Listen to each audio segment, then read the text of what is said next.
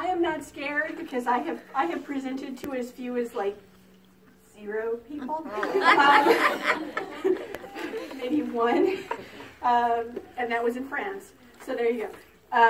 I've been doing this a kind of a long time. I started writing when I was about 14 years old. And I don't know if anybody else has had this experience, but I started writing because I got mad at a TV show. I thought, wait a second, that was stupid. I could do that so much better. Spoiler, I couldn't.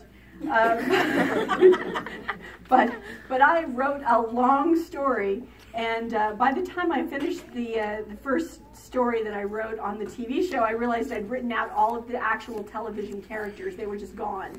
I killed them all off. So everybody in my story was original, so I just kept writing original stories after that. And I wrote for many years. I was very shy. I know that's hard to believe because I'm standing here with a microphone and talking to people.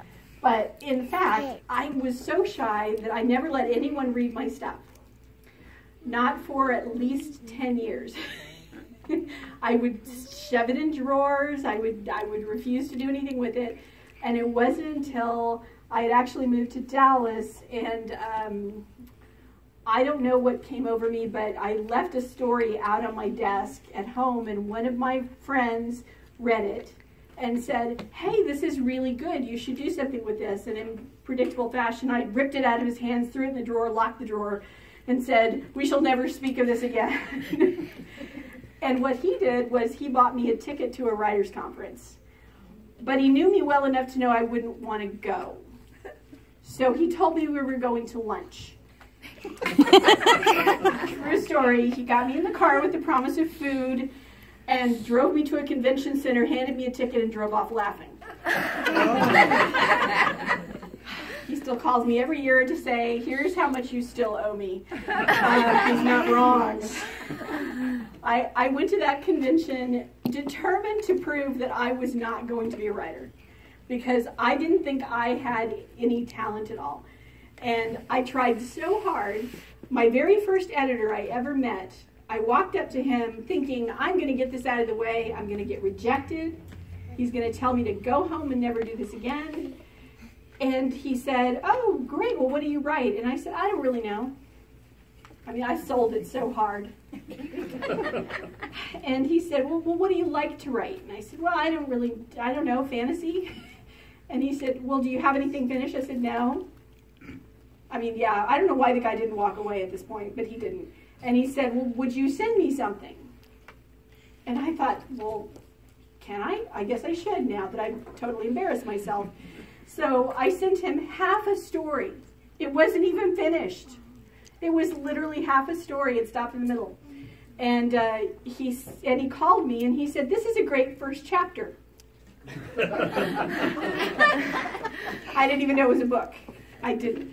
And so we got to talking, and he said, look, I want to hire you to write something for me.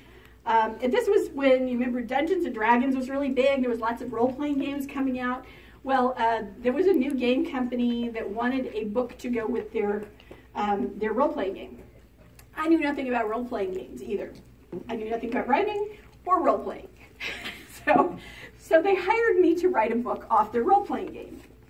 I thought, well, surely they'll give me, this extensive bibliography of all the things I need to know about this project. They sent me the game. And I had 6 months to play the game, figure out what to write a book about, and get it turned in. And somehow I did it, and it was fun. And I had so much fun that I honestly didn't even realize that I'd made a terrible deal on my first book. And not only that, the company was on the verge of bankruptcy, and so they didn't actually pay me except half the money. And then when the time came to pay me the second half, they just started sending me boxes of books. They were like, you can sell these for money. Yeah, I could, I guess. The really good part of that is I still have boxes of those books. They're worth like $150 now a piece. So I win. But that was my first experience in publishing. And I went on from there. I actually joined a writers group in Dallas, and I got really serious about my writing, met some great writers, did some intensive work, still had to be pushed in front of editors because I was so nervous. And the second editor I ever met, a friend of mine who writes romance and also westerns, shoved me from behind up to an editor and said, she would like to tell you about this book she's writing. And so I stammered something out. That lady was kind enough to request it, and she bought it in 2 weeks. So that was my second experience. Yes, I know this is not typical. I'm not typical at all. I got rejected later. Don't worry. I'm still getting rejected. It's fine.